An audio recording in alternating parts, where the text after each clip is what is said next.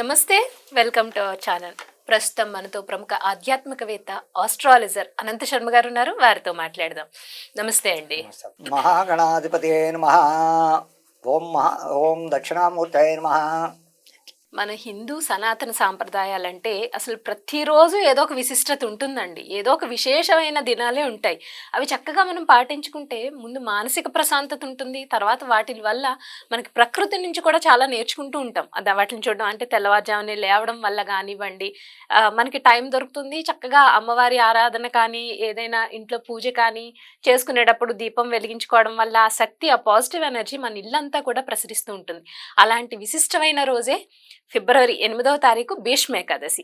భీష్మ పితామహుడు అంపశయ్య మీద ఉండి ప్రాణాలు విడిచిన రోజు అని చెప్తారు. సో ఆ భీష్మ ఏకాదశి విశిష్టత గురించి చెప్పండి మీరు. అమ్మా, మీరు అడిగినది చాలా సాంప్రదాయంది, మంచి ప్రశ్న. భీష్మ ఏకాదశి అంటే సూర్య భగవానుడు. ఆ సూర్య భగవానుడికి చాలా ఆ రోజు పవిత్రమైన రోజు అని చెప్పాలి. అలాగే భీష్ముడికి కూడా, భీష్ముడు పితామహుడు చాలా పవిత్రమైన వాడు, ఎన్నో విద్యల్లో ఆరితేరిపోయినవాడు. ఆ మహానుభావుడు ఆవేళ మరణించబోతూ ఉన్న టైంలో అర్జునుడు దాని మీద పడుకోబెట్టి బాణ విద్యలతో ఆ మండపాన్ని ఏర్పరిచి ఆయన్ని పడుకున్నాక శ్రీకృష్ణ పరమాత్మను ఒకటే వరం కోరతాడు. నాయనా నారాయణ, శ్రీకృష్ణ, నువ్వు తలుచుకుంటే ఏదైనా చేయగలవు, నాకు ఒక్కటే వరం కావాలి. నాకు భీష్మ ఏకాదశి దాకా నేను మరణించకూడదు. ఆ రోజు ఉదయం తెల్లవారుజాము నేను మరణించాలి. నాకు ఆ వరం కోరుకుంటున్నాను, నేను ఏమీ అడగట్లేదయ్యా అని ఆ భీష్ముడు ఎప్పుడైతే ఆ కృష్ణ పరమాత్మను అడుగుతాడో, తదాస్తు, తప్పకుండా నువ్వు ఆ రోజు ఉదయం నాయన ప్రాణం విడిచిపెడుతున్నావు, నీకు తప్పకుండా జరుగుతుంది. అదేమ్మా, దానికి భీష్ముడు చాలా సంతోషించి ఆ చక్కగా ఆ వారం 10 రోజులు అప్పటిదాకా ఆగి ఆయన ఆ రోజే ప్రాణం విడిచిపెడతాడు. భీష్మ ఏకాదశి నాడు సూర్య భగవానుడు చేయవలసిన పరిహారాలు ఏమిటయ్యా అంటే, ఆ రోజు ఉదయమే తలస్నానం చేసి భీష్మ ఏకాదశి నాడు సూర్యనారాయణమూర్తి దేవాలయాలు ఎక్కడుంటాయో అక్కడికి వెళ్ళడం. చక్కగా సూర్య భగవానుడికి ఆ సముద్రంలో స్నానం ఇంకా మంచిది. గోదావరి కన్నా సముద్ర స్నానం. అరసవెల్లి సూర్య భగవానుడు అవ్వచ్చు, ఇంకో చోట అవ్వచ్చు, కోణార్క్ అవ్వచ్చు, ఇలాంటి చోట సూర్య భగవానుడు దేవాలయాలు ఎక్కడుంటే అక్కడికి వెళ్ళి సముద్ర స్నానం చేయడం వల్ల ఆయనకి ఎంతో ఇష్టమైంది. ఆ సముద్ర స్నానాలు వెళ్ళడం, చెయ్యడం, చక్కగా గుడి దగ్గరికి వెళ్ళడం, మంచి బట్టలు, కొత్త బట్టలు అనేం లేదు, పంచి తువ్వాలు, పంచి పైమి కండువా, అలా మగవాళ్ళు. ఆడవాళ్ళు కూడా సాంప్రదాయమైన దుస్తులు, చీర జాకెట్టు కట్టుకోవడం, నీట్గా సాంప్రదాయంగా మంచిగా తయారై ఆ దేవాలయానికి వెళ్ళడం. 11 ప్రదక్షిణాలు సూర్య భగవానుడికి ప్రదక్షిణం చేసుకోవడం. ఆ వేళ సూర్య భగవానుడి కిరణాలు కూడా ఆయన మీద పడే రోజు పడతాయి కిరణాలు.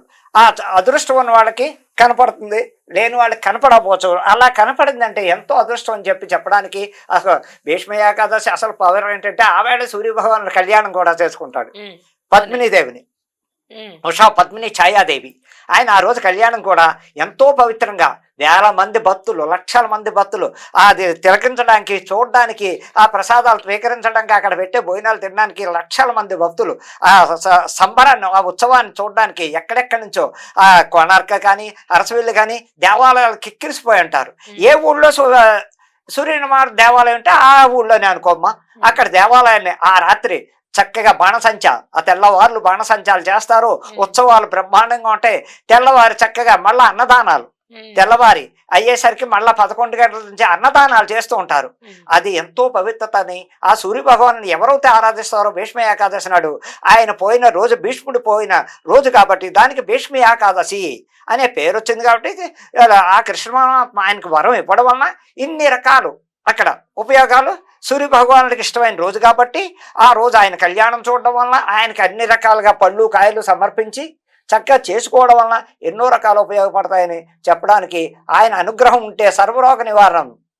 ఆయన సూర్య భగవానుడు అనుగ్రహం ఉంటే మటుకి జాతకంలో రవి బాగున్నాడంటే ఆరోగ్యాలు బాగుంటాయి. రవి మహాదశ జరుగుతున్నప్పుడు సూర్య భగవాన్ని ప్రతి వారం ఆదివారం నిష్ఠాబత్తులు పాటించి చక్కగా ప్రతి ఆదివారం సూర్య భగవాన్ని నిష్ఠాబత్తులు పాటించి ఆ వేళ మధుపానీయాలు, మాంసాలు తినకుండా చక్కగా ఫాస్టింగ్ ఉండడం లేదు, చక్కగా పాటించి ఉదయమే సూర్య భగవానుడికి అర్ఘ్యం సమర్పించి నమస్కారం చేసుకుని ఎలా అవుతే చేస్తారో ఏ వ్యక్తి అయినా ఆ రవి భగవానుడు సర్వరోగ నివారణకారుడు కాబట్టి ఆ వేళ పద్మిని సహిత సూర్యనారాయణమూర్తి కళ్యాణం చూసి ధరించమని అందరికీ ధన్యవాదాలు చెప్తూ ఆ వేళ ఎంతో పవిత్రమైన రోజు కాబట్టి అందరూ తలపించి చూసి కళ్యాణాన్ని చూసి మొన్నాడే ఉదయం చక్కగా ఇంట్లో మామూలు భోజనాలు, ఇళ్లలోనే ఆ సంబరానికి వెళ్ళి అక్కడే తినమని లేదు.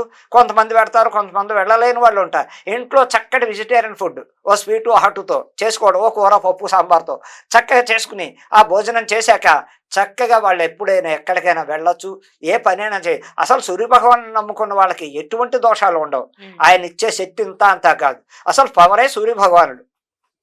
అన్ని రంగాల్లోకి తలుచుకుని సూర్యభగవానుడు తలుచుకోవడం వలన లేవగానే అసలు సూర్యభగవాను నమస్కారం చేసుకుని ఆ సూర్యభగవాన్ని ఆరాధించుకుని బయటికి వెళ్ళడం వల్ల కూడా ఎన్నో ఉపయోగాలు ఎన్నో జరుగుతాయి. ఏ ప్రాబ్లం ఉన్నా గంటల్లో సాల్వ్ చేయగలవాడు మహానుభావుడు ఆ సూర్యభగవానుడు. అటువంటి టైముల్లో అందులో భీష్మ ఏకాదశి అనగా ఇలాంటి టైముల్లో ప్రతి ఏకాదశి కూడా అసలు లక్ష్మీనారాయణులు, అంతగా లక్ష్మీనారాయణులు కూడా అసలు ఏకాదశి లక్ష్మీనారాయణ ఉపవాసం ఉండగల వాళ్ళు ఉండొచ్చు. ఉపవాసం ఉండడం అంటే అర్థం ఏంటంటే సాయంకాలం 6 దాటిదాకా ఉండొచ్చు. లేదండి మేము ఉంటాం, మేము పళ్ళు కాయలు తిని ఉంటాం, మర్నాడు ఉదయం ద్వాదశి నాడు చక్కగా ఒక బ్రాహ్మణ్ణి పిలుచుకోవడం. ఏది వీళ్ళు కాదు, మామూలు వాళ్ళు అయితే మర్నాడు ఉదయం 10 అయ్యేసరికి స్నానాలు చేసి దీపారాధన అవకొట్టుకోవడం, చక్కగా ఇంట్లోనే మంచి భోజనం వండుకు తినమని శాస్త్రం కూడా ఉంది ద్వాదశి నాడు తినడం వల్ల.